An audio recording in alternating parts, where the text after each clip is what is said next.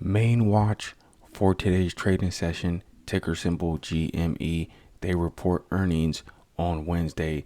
This historically has run-ups into earnings.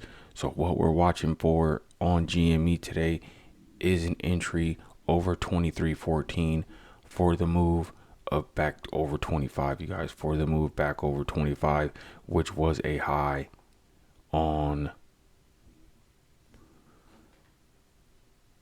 about a week ago, right? About a week ago, 2 weeks ago, actually, 2 weeks ago, $25 was the top.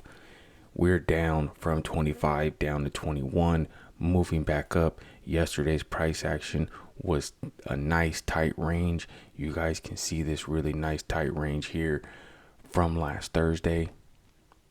And then from yesterday, we're looking for that breakout over 23.14 for our pullback entry for the move back up to 25. For the move back up to 25, our next watch, the next watch after that, we've been watching this one for a while and been making some really nice entries on AMD. AMD over 200 has been a ripper for the last few trading sessions, and we're back at that level again today, trading around 202.90.